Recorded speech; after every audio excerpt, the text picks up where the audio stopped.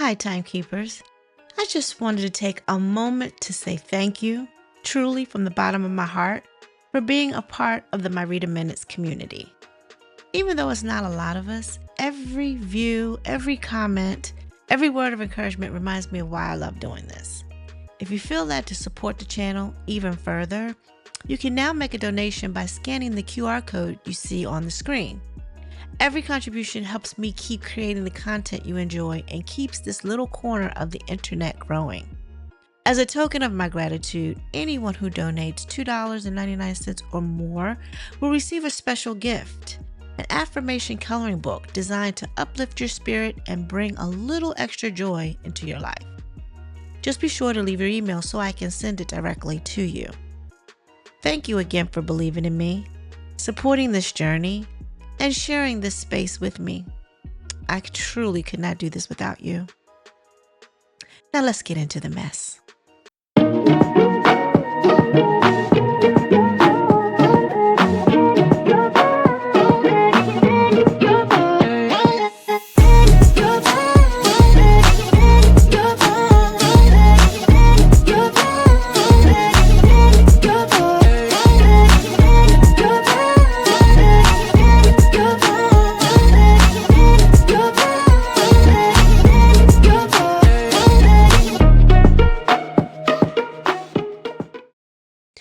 Hello, thanks for clicking on my channel.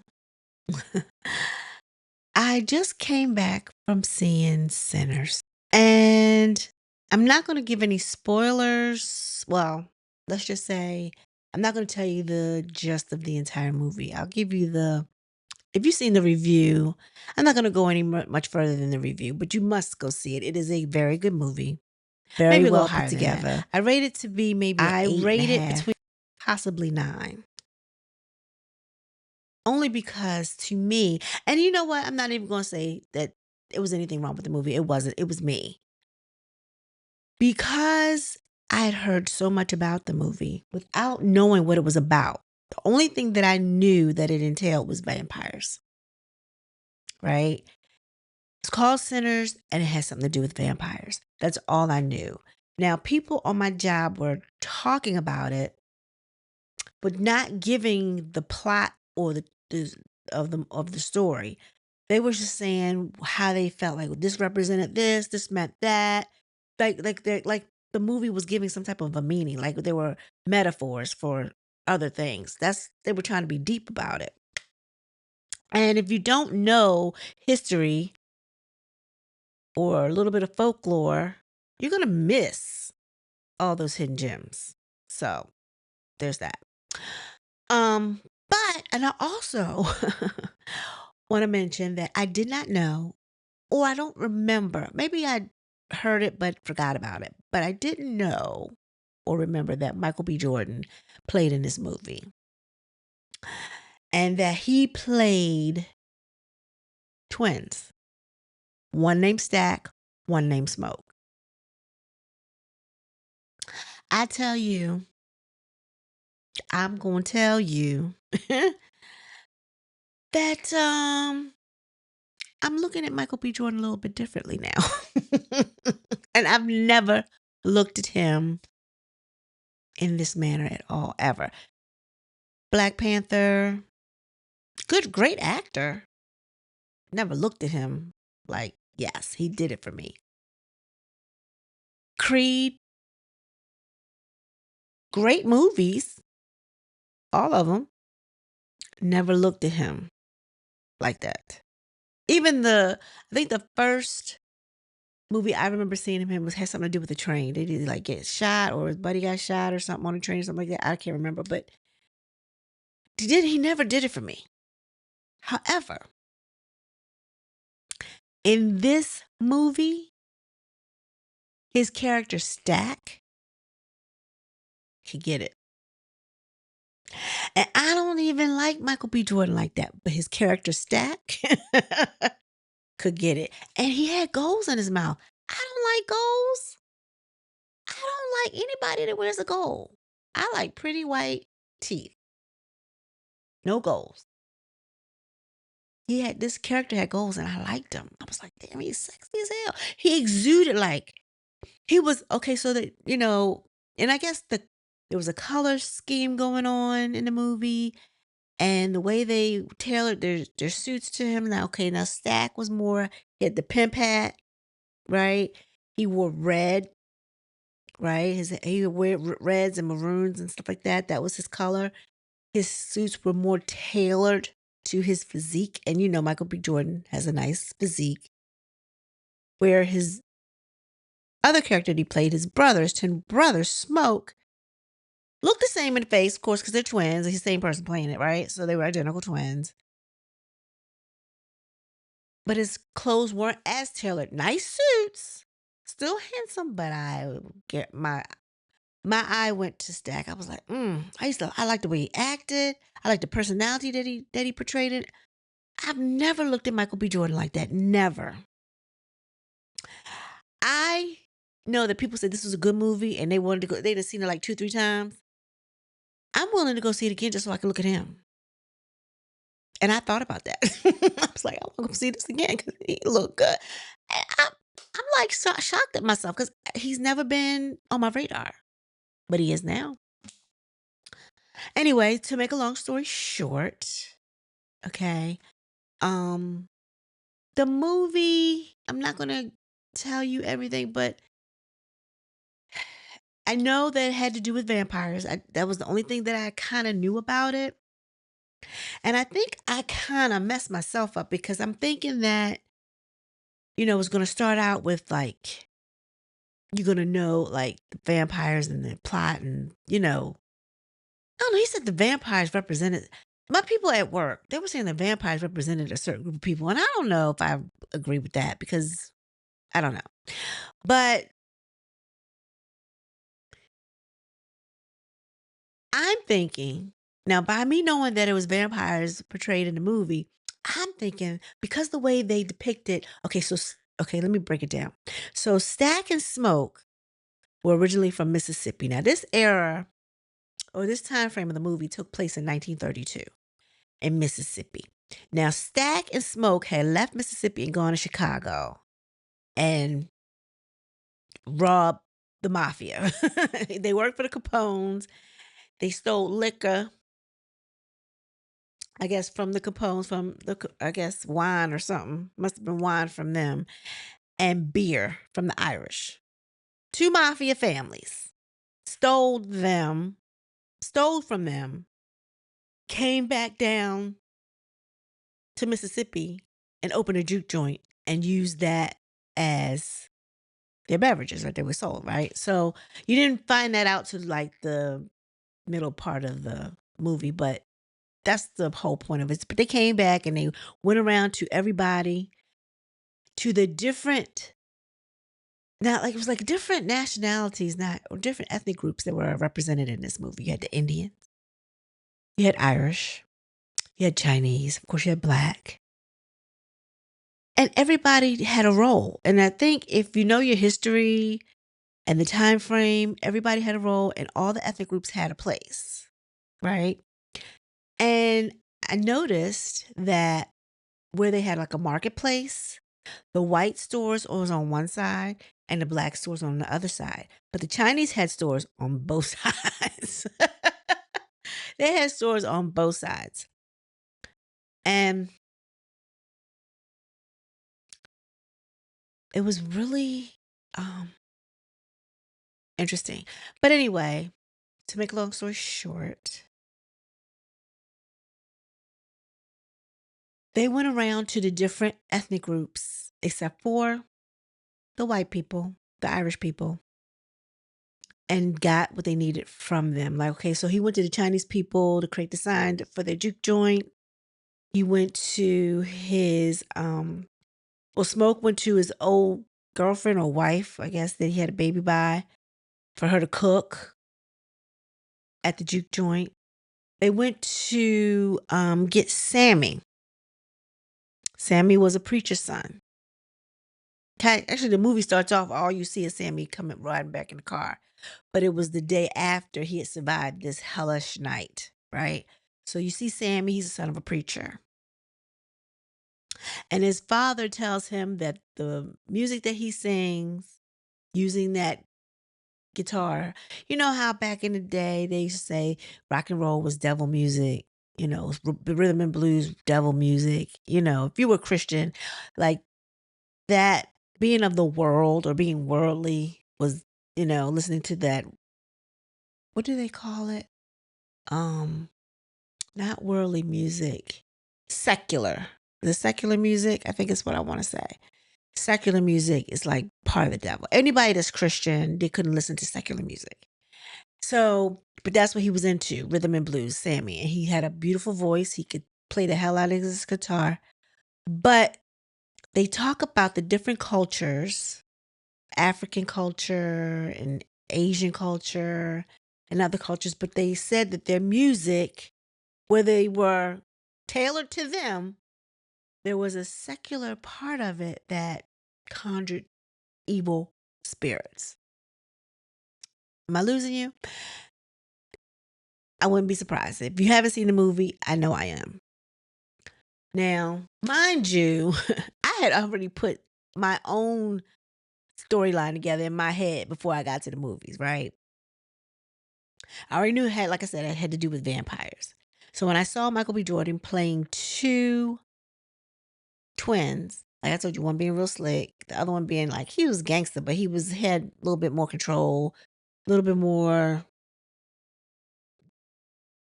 demure, a little bit more demure, classy. Um, I'm thinking they're the vampires coming back to wreak havoc on their old stomping grounds. Because, you always make the devil or evil people look attractive and appealing. You know what I mean? And I'm like, oh my God, he gonna play the vampire. He gonna go off on the town. They had bought this building. They said it was an old sawmill.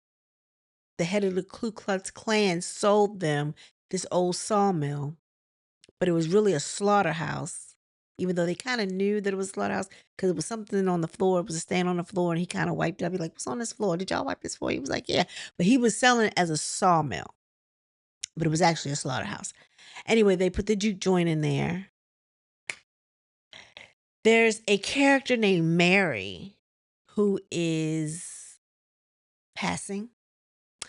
Back in that day, a lot of people that were of mixed race, mulattoes that had black blood in them, passed. She was passing. Even though she was in love with Stack, and she related to black people because she said her grandfather was half black. So she felt like that was her people. That's where she belonged. And she was in love with Stack. But Stack pushed her away because he knew that she was no good. He could not be with her because back then she looked like a white woman, and that wasn't cool. So he made her go to Arkansas, marry this rich white man, and live happily ever. But she clearly wasn't happy. But overall, it was a very good movie. It did make you laugh, so it wasn't like strictly hardcore and all that kind of stuff. Made you laugh. There's a lot of funny parts in there.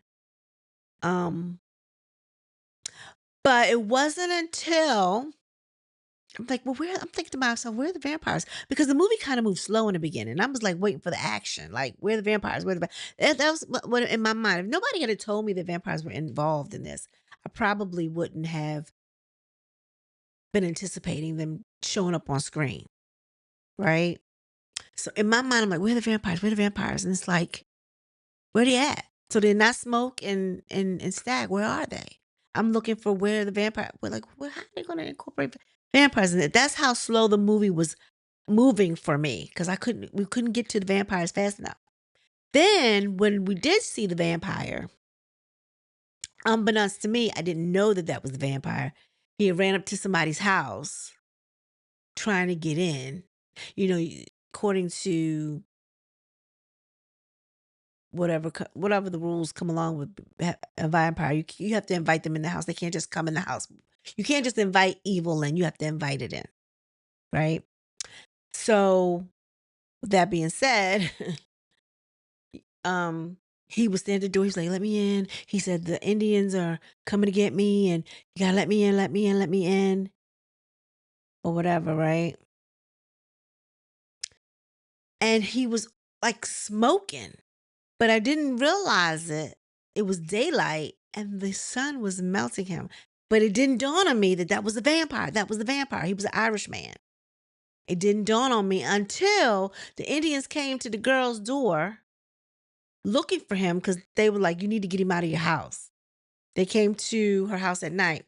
No, they gave it to her while it was still daytime. I'm sorry, before the sun set. And they said, "You need to get him out of your house. You need to get him out of your house now." And her thing was she had the gun on him, like, "Yeah, right. No, da da da da da."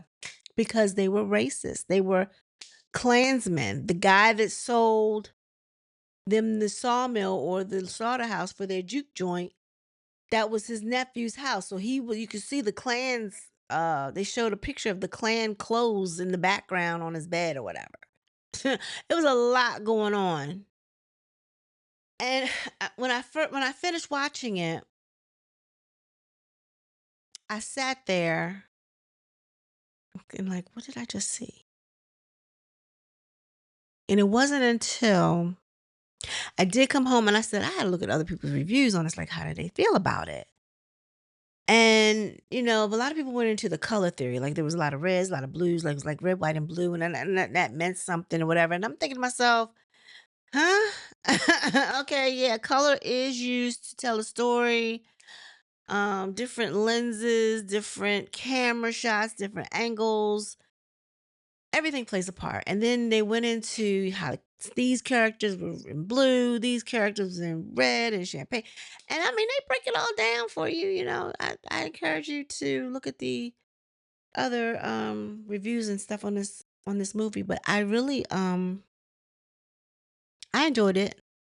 But the only reason why I will go back again is because I like to look at Michael B. Jordan.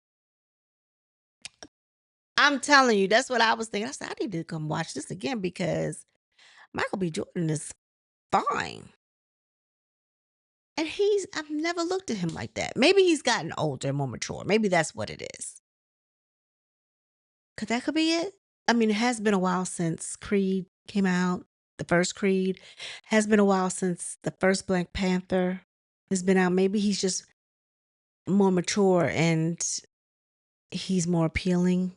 He still looks the same, don't get me wrong, but maybe it's something about like he's grown up, like he's a man. I don't know. I don't know. It's like, but it was good. I enjoyed it. I encourage y'all to go get it, to go see it. I encourage you to go see it as well. If you've watched the movie, tell me what you thought about it. Give me your ranking from one being horrible to 10 being like the best you've seen in a while. Yeah. Um very very well put together. Very well put together movie. It's It has some really funny parts though. I have to tell you about this one part. Okay, so when they had the juke joint and they had people there, the vampire and the couple whom he invaded, they come to the door and they want to be let in. Of course, vampires can't come in unless you invite them in, right? And they all got like banjos and they're playing banjos and ukuleles. And they said, "We want to come and play music for y'all." And they're like playing music. And of course, the music is like not juke joint music, right? Not that soul rhythm and blues type music. They're like, and